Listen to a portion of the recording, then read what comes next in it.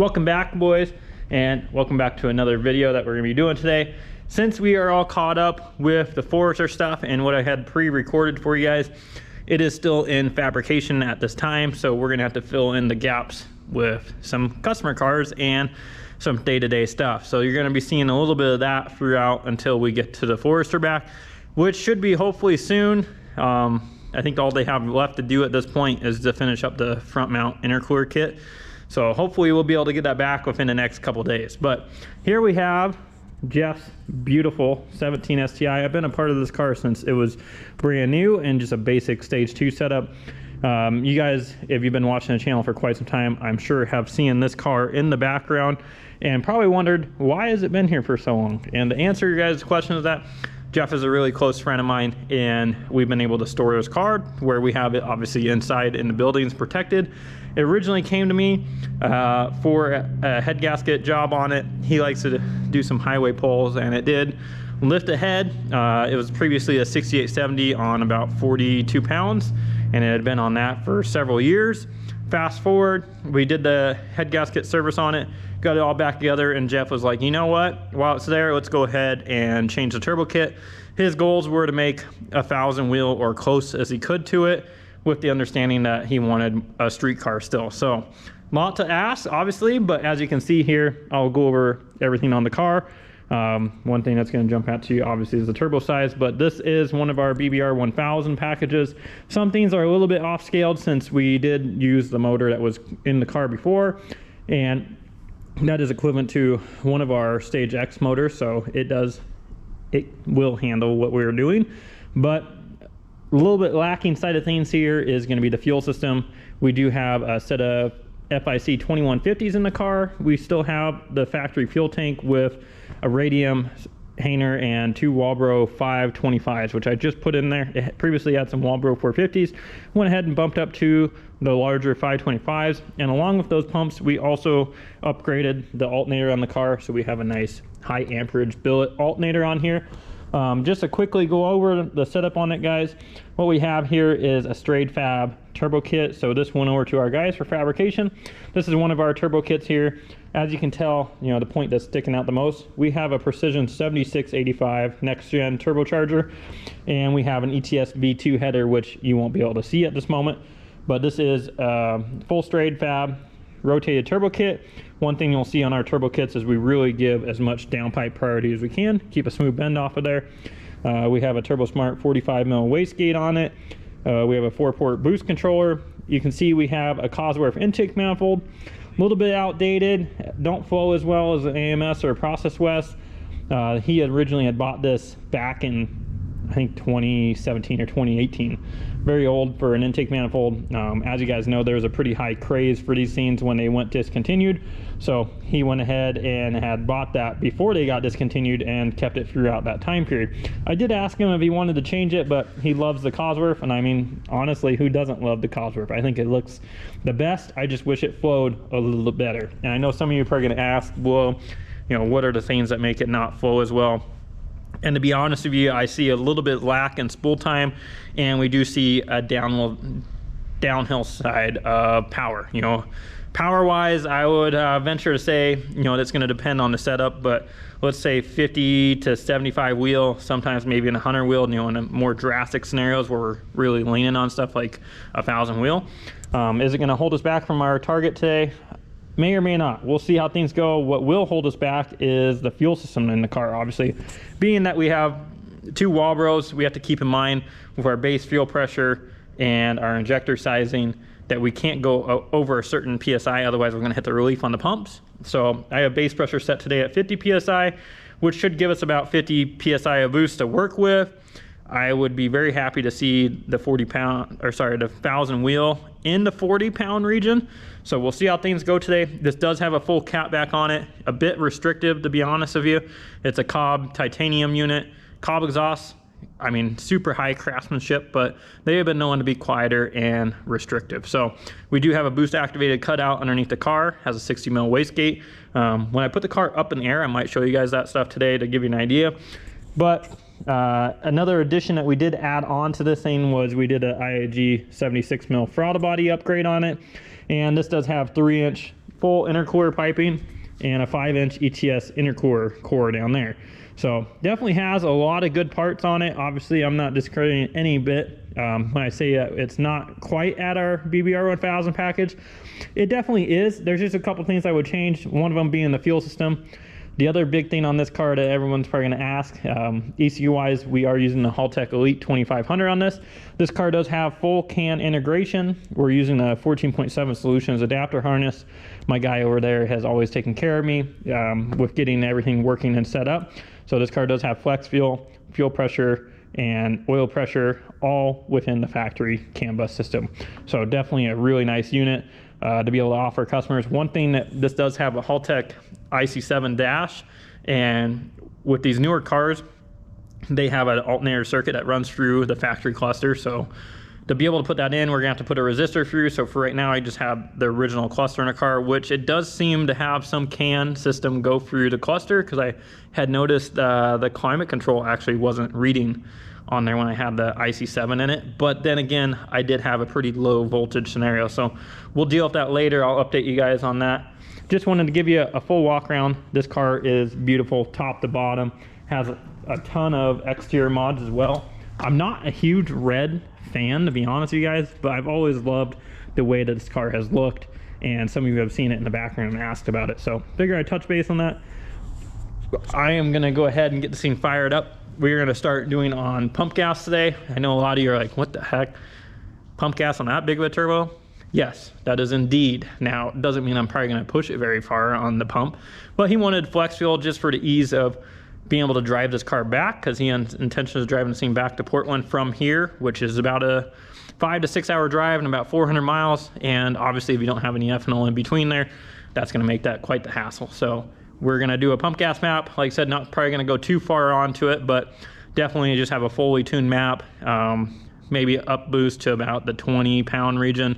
And then we'll jump over to ethanol, just because, like I said, it's not his main focus to have it on pump gas. It's just there for the drive. So like I said, I'm gonna get the scene fired up. We're gonna get it loaded on the dyno. That takes a little bit of time. We're gonna go through some of the drivability stuff today. As you guys know, that takes a bit of time.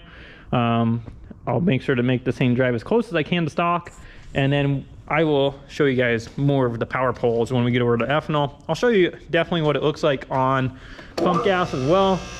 This turbo, obviously on the bigger side of scenes, some are probably gonna ask, when does it come into power? And that will vary. You know, the intake manifold definitely plays a role. Camshaft play a role as well. Cam timing plays a role. Ported heads, catback, back pressure, etc. There's several things that do play a role in it. What I normally see is right around 6,500 is when it's in full all in. Now that is on VA over there, which has had its turbo kit for going on like 6 years. It's a twin scroll kit that was well before they had the V-band housings available for this 42Rs. So this one does have a V-band 1.15 exhaust housing, for those of you wondering. I am putting it up in the air right now so that way you guys can see what I was talking about for that boost activated cutout. And see the header modification. So this does have a 3-inch up pipe. You guys may or may not hear me talk about this from time to time. T3 and T4 V-band. Some get that confused with older technology when they used to have T3 square flange or T4 open square flange or T4 twin scroll. Obviously the T3 to T4 is just sizing. So when we talk about T3 V-band, that's talking about a 2.5-inch V-band inlet. If I'm talking about T4, that's gonna be a 3-inch V-band inlet. So looking underneath the car, like I said, guys, this car is beautiful all around. We have our beautiful ETS V2 header here. You can see that we had straight fab, modified a header, and it is 3-inch all the way up to the turbocharger. Then we have a 3.5-inch downpipe come down, and it comes to our 60 mil boost activated cutout here. Nice little dump tube with a support flange. Guys, they do the best work I've ever seen. Honestly, I mean, look at the beautiful welds. Look at the quality of this, guys. It goes from 3.5 to 3-inch, adapts to the Cobb style catback, and then we have our beautiful titanium catback that comes back. Top notch, guys. Cusco bars everywhere on this thing. B-truss, nice support bar. This has the HKS Hypermax coils on it. This car is corner balanced like everything you could think of or want to do to a car. This car is phenomenal. And for those of you wondering as well, and I know I've already talked your ear off here, 1,000 wheel package for us. You know, everybody kind of talks about the packages and how much do they run. Generally, let's start at the more common, right? Our packages start at the 500 region.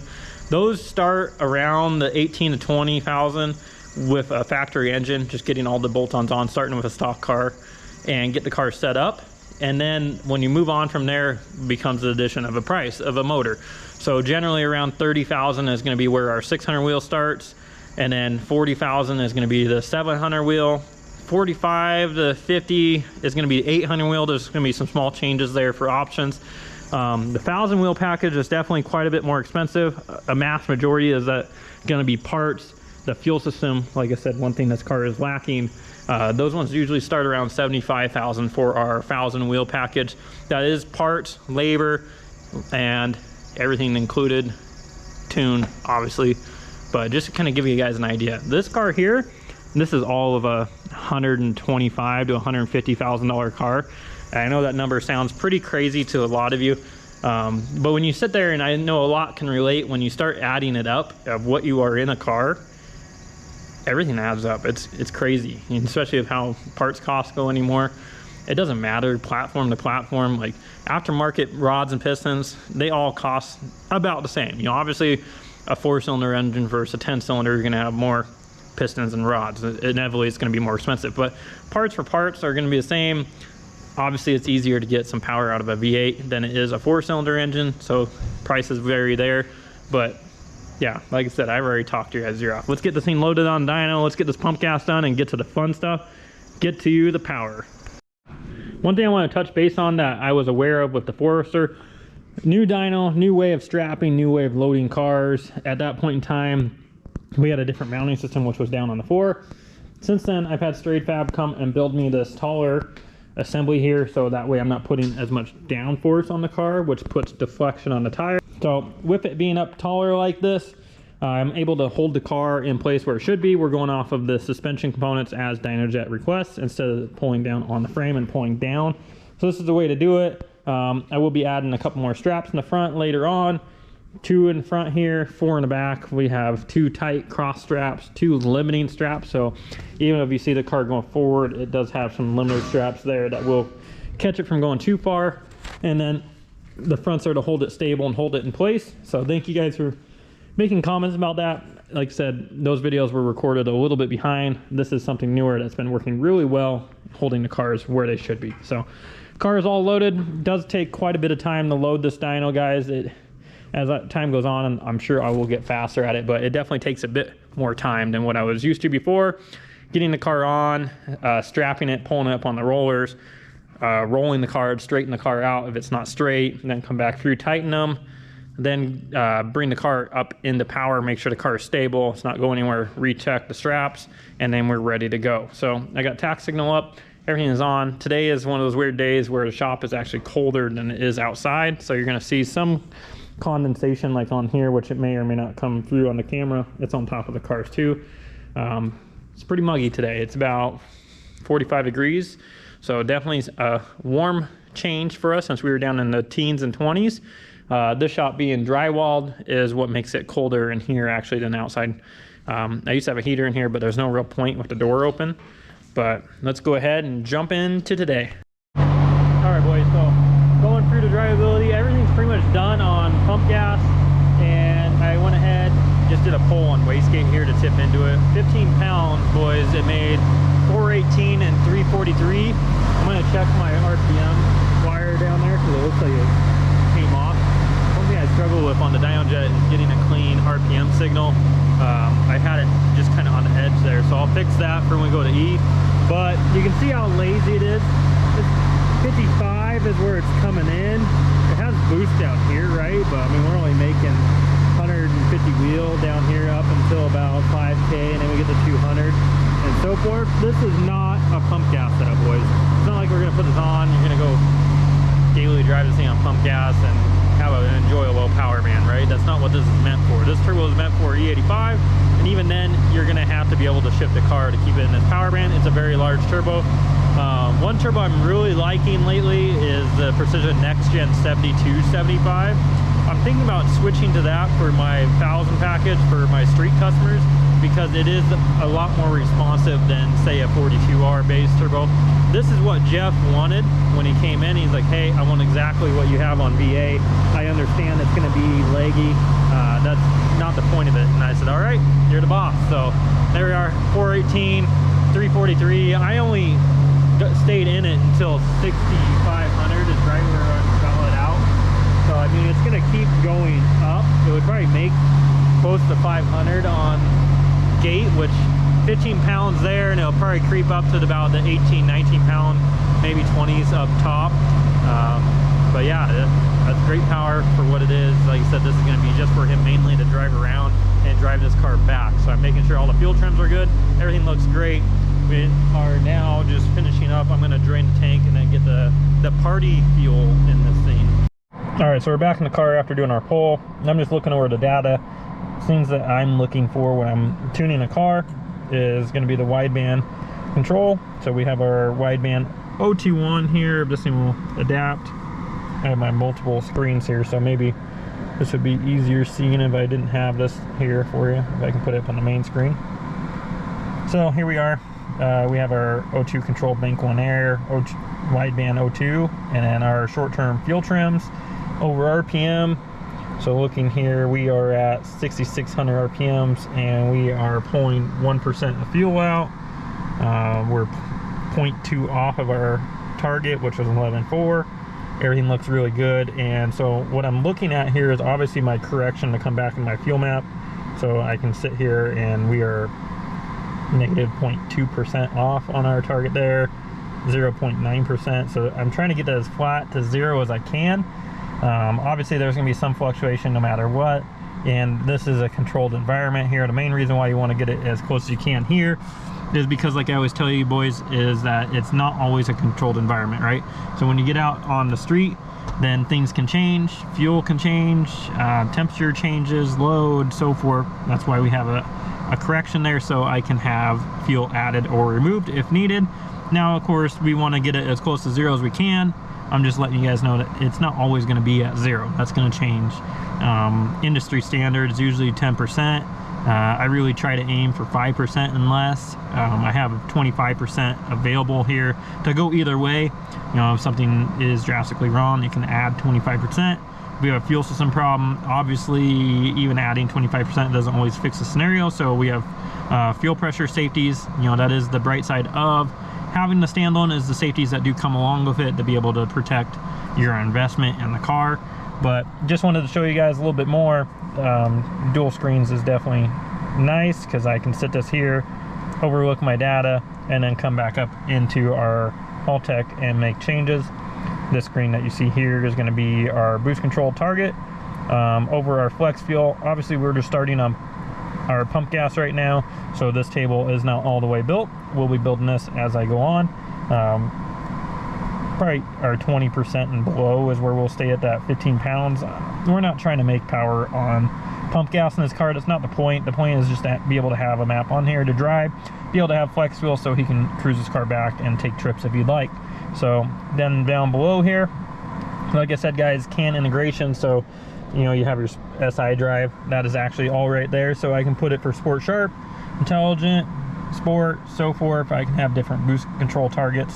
So that way I can do that just like you would be able to do with Cobb on your stock ECU. So definitely a really nice feature. You know, we have all our obvious knock controls. One thing I always say is they have a really nice clean slate. You know, try to keep it as clean as you can. You got some smoothing to do right here, but really try to keep it as clean as you can because that reflects how the car drives. So just wrapping up here, I wanted to show you guys a little bit. I am going to finish this up just to verify drivability looked really good. I'm going to go back up to freeway speeds just to make sure, and then from there we'll be all done with the pump gas and we can get this fuel out of here and get the good stuff in and actually let this party begin. Very excited for you, Jeff. So as I'm letting this thing warm up before I go through and do some of the drivability just at freeway speeds, I just wanted to show you some of the modeling here. things that I use for tuning that may help some of you that are just starting out. Most programs have a 3D version. This here is going to be our base ignition timing map here, as you can see, and I really try to aim for as smooth as I can. You know, obviously you're going to have a dip down where your idle is, and then ramping up for cruising, and then bringing it down for when you're in power. But I really try to have a nice smooth 3D style graphs. This does help me with my tuning. I figure I just throw that in, see if it helps you guys that are just starting out for tuning. But just to give you an idea, you can see how smooth the timing map is on this car. This is just on the pump gas side of things. Ethanol will make this obviously a lot bigger of a ramp, but that's just to show you guys. I'm gonna get this thing up to temp. We're gonna cruise and just finish up some of this drivability, like I said. There we go. There we go. Now you can see me. Just clean up some of the drivability. I'm just verifying that everything's right at cruising on freeway speeds, because that's the main priority of this map, is going to be driving back and forth between here and Portland. I don't foresee this car really ever being on pump gas otherwise after that. So I'm just making sure all the fuel trims are good. That way we have a really good base for when we're using our flex fuel and then switching back over. So I'm gonna go ahead and knock that out real quick. That's kind of boring stuff, and then we'll change the fuel. I'll bring you guys back on when we get the ethanol in here, and we will get this party started. Drop down. What do you think this thing's gonna make today? I would like to see 900 to 1,000 wheel, in that range. I know the fuel system is gonna hold us back. Could I make 1,000 wheel? Yeah, I definitely could. I'm gonna have to lean on the fuel system. I know that's what Jeff is gonna want me to do, so you guys are gonna get to see a party. All right, we got the good stuff in. Went through the drivability, everything's good to go. We're gonna go ahead and do our first pull. This should be on 30 pounds. Let's go ahead and knock this out and see what we make, boys.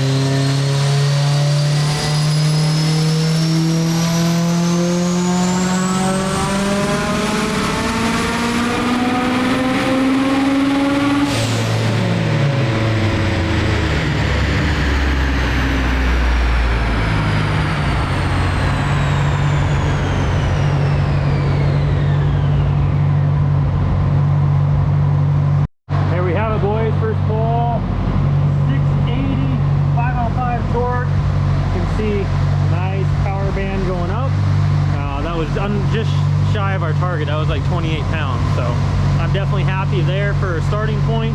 We'll go ahead and start leaning on her here in a moment. I'm going to look at the data log, make sure everything looks good, make sure we're putting our correction on our wideband.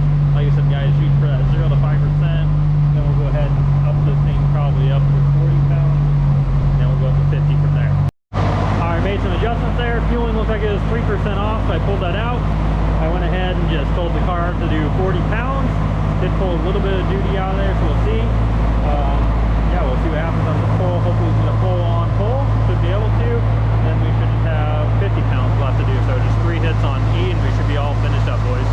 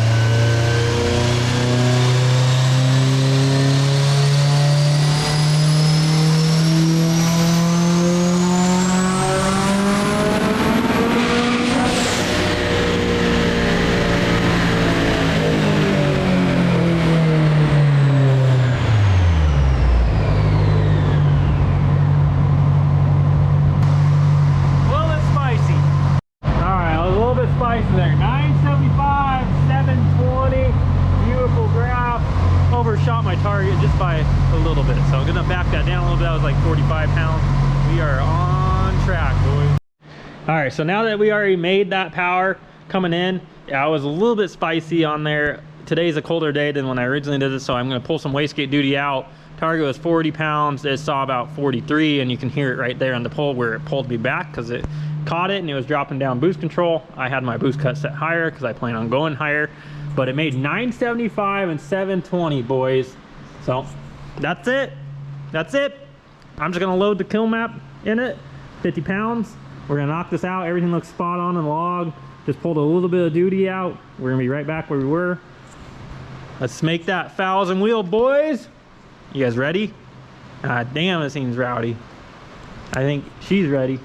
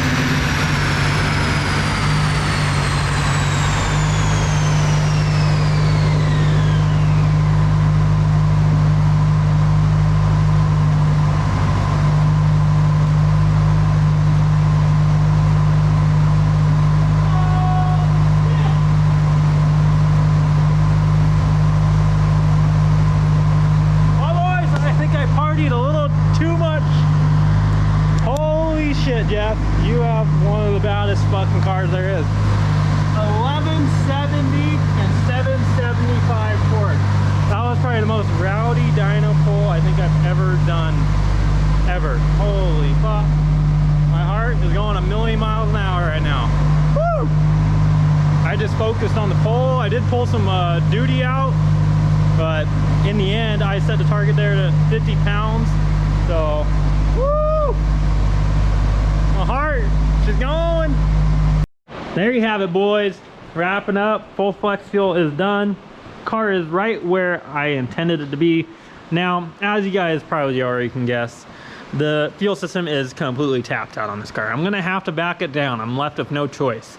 Jeff already knows we have intention of doing a mechanical fuel pump later on in this and doing that electronic power steering rack that you guys have heard about me doing on Hyperblue, but I did not show. But I will show it here in the near future or talk about it more, because this definitely needs the mechanical fuel pump and a bigger fuel system up than our two Walbro 525s we have in the tank. This does have 8 AN feed, 6 AN return. The fuel system just is not big enough to sustain this. It did go lean here. That was at 50 pounds of boost. It made that 1170, 775, beautiful graph. Best graph I've ever had on this dyno with that RPM pickup. Look how nice that torque curve is, nice and flat. Tapers up top. This car does have BC280s and ported heads. It does come in a bit sooner than when I had Hyperblue and I had that setup on it, which was identical setup. That's what sold Jeff on this, and he was like, I want to do that. It was Hyperblue last winter when I had that 7685 on it. I was comparing the data logs, and this was actually about double the boost down lower. So for, let's say for example, we're at 5 pounds on this, I'm at 10 pounds, sorry. At 5 pounds on Hyperblue, I'm at 10 pounds on here at the same RPM for boost coming in. The BC280s definitely are gonna shift the power band to the left a little bit more, whereas I had GSE S3s, which will move that power band over to the right. So that would have carried out more to the back. Rubbed it out to 9,000. You can see it starting to lay down right around the 8,600 region. But still, at the end, guys, something to take note here. We made 1,000 wheel from 6,500 and on, all the way out to 9,000. Oh man. I called Jeff, talked to him. I had to tell him, I had to call him. I wish he was here to see this. He is absolutely ecstatic. He understands that we are definitely well beyond the limits of the fuel system. Gonna go ahead, back this down to like the 42 pound region. I'd say 40 to 43, right in there is where it's gonna be happy. On the prior pull that you saw that I got out of it early, that was 45 pounds and everything was good. My corrections were all within 0 to 2% through the whole pull. and we had a fuel system. Here, 50 PSI on top of our base pressure. We just are at that limit of our Walbros, and at the limit in anyways of them. We have 2 Walbro 525s, which is insane, right? I've made this power on Hyper Blue before. We made 1108, I believe is what it was. It's been many years, guys, when JR tuned that car with that setup you see on the wall there. 7685, obviously not a next gen. That was at 54 pounds. That car later on went at 896 at 161. Jeff, he built this to enjoy it. I'm sure he'll have us take it to the track eventually, but in the end, guys, that's gonna wrap it up here. Like I said, please take that away from this, is that we will do a mechanical fuel pump to be able to go back to that power, because it definitely is gonna need it with where it went on being lean. 2 Walbro 450s and 525s, guys. A safe range for those pumps is gonna be the 800 to 900 wheel, is really leaning on them. Past that, can you do it?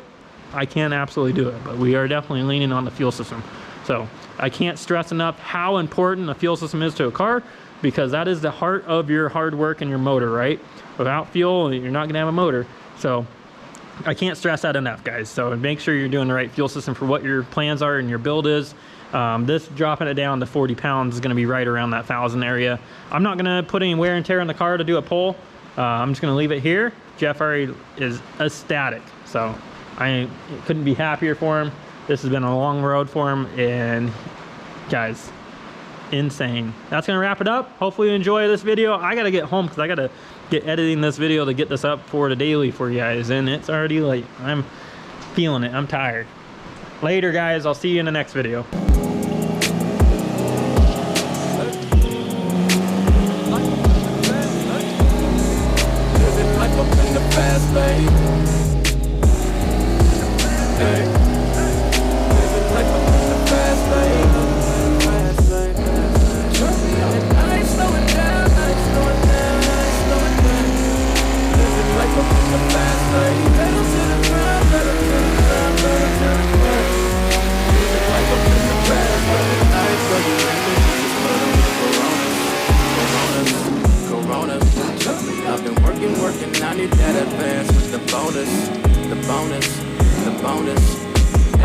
About tomorrow, I'm just living in the moment, the moment, the moment. Full tank of gas and 200 on the dash, bitch, I'm zoning, fast lane. Living life up in the fast lane. Hey. Living life up in the fast lane. And I ain't slowing down, Living life up in the fast lane. Pedal to the ground, pedal to the ground, pedal to the ground. Living